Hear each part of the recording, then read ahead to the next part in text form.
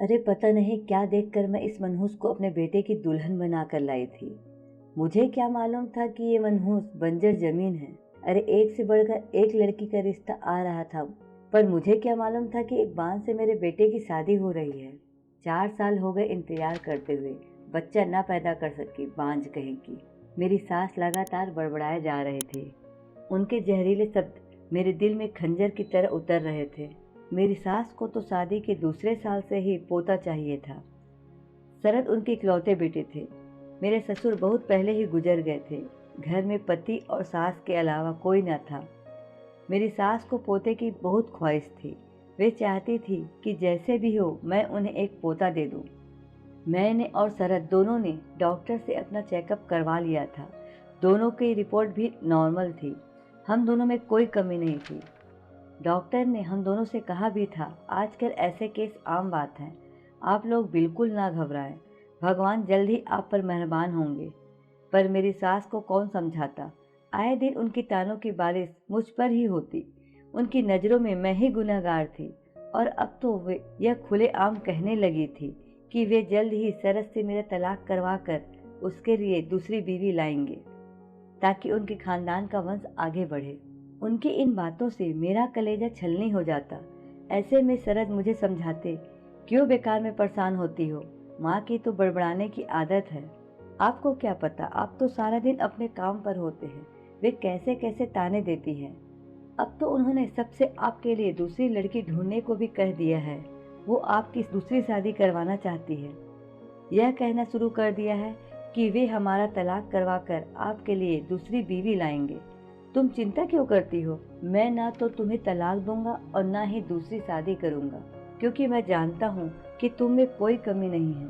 बस भगवान हम पर मेहरबान नहीं है। एक दिन मेरी बुआ सास घर आई और उन्होंने मेरी सास को बताया कि एक बाबा है जो तुम्हारी बांझ बहू की गोद भर सकते हैं। वह बेऔलाद औरतों को एक भभूति देता है जिसे दूध में मिलाकर पीने पर उन्हें औलाद हो जाती है। मुझे ऐसी बातों पर बिल्कुल यकीन नहीं था, लेकिन मेरी सास ऐसी बातों पर आंख बंद करके यकीन करती थी। उनकी जिद पर मुझे उनके साथ उस बाबा के आश्रम जाना पड़ा। बाबा 25 से 30 साल के जवान आदमी थे। मेरी सास ने उसके पांव छुए और मुझे भी उसके पांव छूने को कहा। उसने मेरे सिर पर हाथ रखकर आशीर्वाद दिया।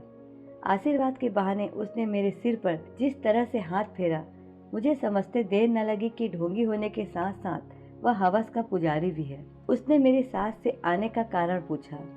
सास ने अपनी समस्या का जिक्र कुछ इस अंदाज में किया कि ढोंगी बाबा मुझे खा जाने वाली निगाहों से घूरने लगा। उसने मेरी आंखें देखी, फिर किसी नतीजे पर पहुंचते हुए बोला, तुम्हारी बहू पर एक चुड़ैल का साया है, जिसकी वजह से इसे औलाद नहीं हो रही है। अगर वह चुड़ैल इसका पीछा छोड़ दे तो कुछ दिनों में ही यह गर्भ धारण कर लेगी, लेकिन इसके लिए आपको काली माँ को खुश करना पड़ेगा। काली माँ कैसे खुश होंगी? मेरी सास ने उत्सुकता से पूछा। तुम्हें काली माँ की एक पूजा करवानी होगी। इसके लिए तुम्हारे बहू को अमावस्या के रोज एक दिन के लिए हमारे आश्रम में आना होगा। इस पूजा के बाद हम तुम्हारी बहू को एक भभूति देंगे। इस भभूति को अमावस्या की रात में 12 बजे के बाद हमारे आश्रम में अकेले आकर उस भभूति को दूध में मिलाकर हमारे सामने पीना होगा। उसके बाद आपकी बहू पर से चुड़ैल का साया हमेशा हमेशा के लिए दूर हो जाएगा। फिर मैंने ढोंगी बाबा से पूछा, बाबा मैं कैसे मान लूं कि आपकी भभूति से मुझे बच्चा हो ही जाएगा? ढोंगी बाबा के चेहरे पर फौरन गुस्से के भाव आ गए। वह गुस्से से बोला, तुम हमें नहीं जानती, हम बहुत पहुंचे हुए बाबा हैं। तुम्हें अगर बच्चा चाहिए तो जैसा हम कह रहे हैं वैसा करो, वरना तुम यहाँ से जा सकती हो। ढोंगी बाबा के क्रोध रूप धारण करने पर मेरी सास डर गई। फिर मुझे गुस्से से देखते हुए चापलूसी के लहजे में बाबा से बोली, बाबा जी यह नादान है, इसे आपकी महिमा के बारे में कुछ नहीं पता है। आप यह बताइए कि पूजा कब करवानी होगी? जिस रोज अमावस्या होगी उस रोज रात 9 बजे हम काली माँ की पूजा करेंगे। लेकिन एक बात का ध्यान रहे, ऐसे बात की खबर किसी को न होने पाए, यहाँ तक कि अपने बेटे को भी ना बताएं। अगर किसी को भी इस बात का पता चलता है तो इस पूजा का कोई फल नहीं मिलेगा, यह बेअसर हो जाएगा। इस पूजा का ये नियम है कि पूजा के पहले इसे किसी को ना बताए। मेरी सास ने बाबा को ये यकीन दिलाया कि वह किसी को इस बात का पता नहीं चलने देगी। इस बात के बाद हम घर आ गए। कुछ दिन बाद अमावस्या थी। मेरी सास पूजा के इंतजाम में लग गई। इस पूजा में मुझे शामिल नहीं किया गया। मुझे बस रात को उस ढोंगी बाबा के पास एक लोटे में दूध लेकर जाना था। मैं ढोंगी बाबा के इरादों को अच्छी तरह जान चुकी थी, इसलिए आधी रात होने पर मैंने अपने पर्स में एक चाकू छिपाया और ढोंगी के आश्रम में पहुंच गई। जब मैं आश्रम पहुंची तो सामने ही मुझे बाबा दिखाई दिए। बाबा मुझे सर से पैर तक घूरने लगे और पास बनी एक कुटिया में जाने को कहा, पर उनकी मनसा मुझे कुछ ठीक नहीं लग रही थी। इसलिए मैंने उनसे कहा, बाबा भभूति मुझे यहाँ भी दे तो सकते हैं। मैंने कुटिया में जाने से फौरन मना कर दिया। इस पर उसकी भवें तन गई। वह धमकी देने वाले अंदाज में बोला, तुझे बच्चा चाहिए या नहीं? अपनी इज्जत का सौदा करके मिलने वाली औलाद से मैं बे औलाद रहना ज्यादा पसंद करूंगी। तू तो बहुत चालाक है, तुझे पहले ही समझ आ गया मैं क्या चाहता हूँ। चलो अच्छा है जो तुम पहले ही समझ गई, लेकिन मैं भी किसी से कम नहीं हूँ। घी जब सीधी उंगली से नहीं निकलता तब मैं उंगली टेढ़ी करना भी जानता हूँ। कहते ही वह मुझ पर झपट पड़ा। मैं जानती थी कि वह ऐसी नीच हरकत करेगा, इसलिए मैंने तुरंत चाकू निकाला और उसकी गर्दन पर टिका दिया। मैं तुम जैसे ढोंगी बाबा को बहुत अच्छी तरह से जानती हूँ। तुम भोले भाले लोगों को अपनी चिकनी चुपड़ी बातों से न केवल लूटते हो बल्कि औरतों की इज्जत से भी खेलते हो। मैं यहाँ अपनी सास के कहने पर आई थी। मुझे कोई भभूति नहीं चाहिए। मुझ पर किसी चुड़ैल का साया नहीं है। अब मैं जैसा कहती हूँ वैसा कर, नहीं तो मैं तुझे जान से मार दूंगी। मेरी सास से तुझे कहना है कि मैंने तेरी भभूति दूध में मिलाकर पी ली थी। अगर तूने ऐसा नहीं किया तो मैं तेरी जान ले लूंगी। उसने डर से हाँ में सर हिला दिया। तब मैं लोटे का दूध वहीं फेंक कर घर आ गई।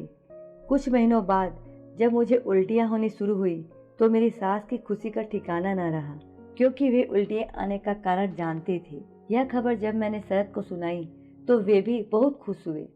उस रात शरद को खुश देखकर अनोखी संतुष्टि हुई, मगर सास की अक्ल पर तरस आया, जो यह बात मान बैठी थी कि मैं गर्भधारण ढोंगी बाबा की भभूति की वजह से हुई हूँ। अब मेरी सास मुझे अपने साथ सुलाने लगी। रात को जब भी मेरा पाँव टेढ़ा हो जाता तो वे उसे फौरन सीधा करते हुए कहती कि मेरे पाँव टेढ़ा करने पर जो बच्चा होगा उसके अंग विकृत होंगे। मुझे अपनी सास की अक्ल पर बहुत तरस आता, लेकिन मैं यह सोचकर चुप रहती कि उन्हें अंधविश्वास की बेड़ियों ने जकड़ रखा है। एक दिन उन्होंने मुझे गणेश जी के मंदिर जाने को कहा, जो कि वह घर से 5 किलोमीटर दूर था, और उन्होंने मुझे बिना चप्पल के वहां जाने को कहा। उनका मानना था कि खाली पैर वहां जाने से हर कामना पूरी होती है और मैं वहां जाकर लड़का होने की मन्नत मांगूं। उनकी बात मानने की खातिर मुझे ये करना पड़ा। मुझे और शरद को इससे कोई फर्क नहीं पड़ता, लड़का हो या लड़की, बस स्वस्थ होनी चाहिए। पर मेरी सास को कौन समझाता। खाली पैर इतनी दूर चलने की वजह से मेरे पैरों में छाले पड़ गए।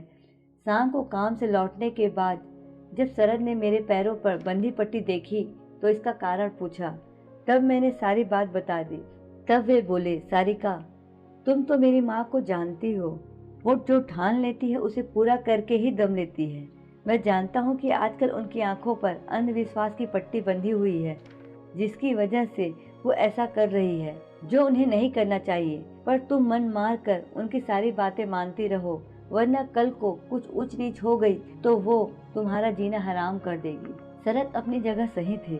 जैसे जैसे समय बीतते गया वैसे वैसे मेरी सास के अंधविश्वासों में विश्वास बढ़ता गया। वे कभी कहती कि चौराहे पर मुझे पाँव नहीं रखना है, इसलिए किसी चौराहे पर मेरा पाँव न पड़े इसके लिए मुझे लंबा रास्ता तय करना पड़ता था। इससे मैं काफी थकावट महसूस करती थी, लेकिन अंधविश्वास की बेड़ियों में जकड़ी मेरी सास को मेरी थकावट से कोई लेना देना नहीं था। 8वां महीना लगने पर तो मेरी सास ने मेरा घर से निकलना ही बंद कर दिया और सख्त हिदायत दी कि मुझे न तो अपने मायके जाना है और न ही घर से बाहर जाना है। उन्हीं दिनों मेरे पिताजी की तबीयत अचानक खराब हो गई। वे बेहोशी की हालत में मुझसे मिलने की गुहार लगाए जा रहे थे, लेकिन अंधविश्वास में जकड़ी मेरी सास ने मुझे मायके तक नहीं जाने दिया। इससे पिता के मन में हमेशा के लिए यह बात बैठ गई कि उनकी बेटी उनके बीमार होने पर उन्हें देखने नहीं आई। उन्हीं दिनों होली का त्योहार था। हर साल मैं होलिका दहन करती थी, लेकिन मेरी सास ने मुझे होलिका जलाना तो दूर, उसे देखने के लिए भी मना कर दिया। मेरा बच्चा पैदा होने से कुछ दिन पहले मेरी सास मेरे लिए उसी ढोंगी बाबा की भभूति लेकर घर आई और उसे मुझे दूध में मिलाकर पीने के लिए कहा। मैंने कारण पूछा तो उन्होंने कहा कि मैं ऐसा करूंगी तो मुझे बेटा पैदा होगा। अपनी सास की अक्ल पर मुझे एक बार फिर से तरस आया। मैंने उनका विरोध करते हुए कहा, माँ जी, मैंने आपकी सारी बातें मानी हैं, लेकिन आपकी यह बात नहीं मानूंगी। सास ने गुस्से में बोला, क्यों? क्योंकि अगर भभूति किसी ऐसी वैसी चीज से बनी हुई होगी तो उसका मेरे होने वाले बच्चे की सेहत पर बुरा असर पड़ सकता है। अरे भूल गई तू कि इसी भभूति की वजह से तू गर्भवती हुई है। उनके लाख कहने पर भी मैंने जब भभूति का सेवन करने से मना कर दिया तो न जाने क्या सोचकर वे चुप हो गई। कुछ दिनों बाद जब मेरी डिलीवरी होने वाली थी तब मेरी सास मेरे पास आई और बड़े प्यार से बोली, बहू देखना, तुमको लड़का ही होगा। मैंने वजह पूछी तो वो बोली, बहू तुमने तो बाबा जी की भभूति लेने से मना कर दिया था, लेकिन बाबा जी का कहा मैं भला कैसे टाल सकती थी, इसलिए मैंने तुझे वह भभूति खाने में मिलाकर देनी शुरू कर दी थी। यह सुनते ही मेरी हालत बहुत खराब हो गई। मैं कुछ कह पाती उससे पहले ही मुझे अपनी आंखों के सामने अंधेरा छाता दिखाई देने लगा। फिर मुझे किसी चीज की सूझ नहीं रही। मैं कुछ कह पाती उससे पहले ही मैं बेहोश हो गई।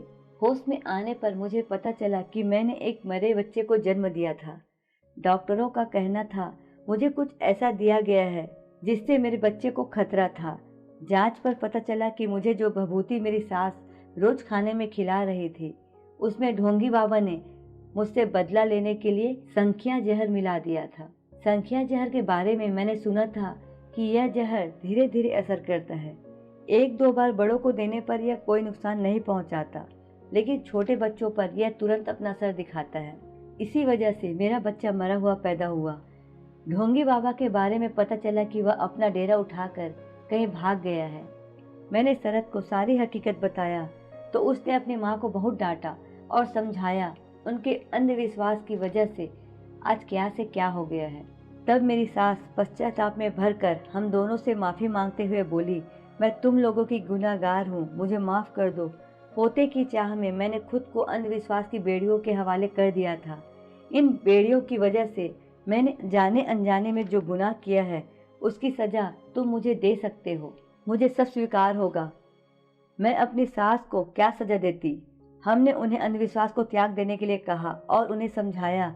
ये सब बाबा की बात मानकर ना जाने आज तक कितने लोगों की जिंदगी खराब हुई है। इसके बाद उन्होंने अपने मन से अंधविश्वास को पूरी तरह से मिटा दिया। 1 साल बाद मैंने फिर से गर्भ धारण किया। इस बार मेरी सास मेरा अच्छे से ध्यान रखने लगी। अंधविश्वास को पूरी तरह से छोड़कर मेरी खुशी का ख्याल रखती। कभी कोई ऐसा काम नहीं करवाती जिससे मुझे और मेरे होने वाले बच्चे को कोई परेशानी हो।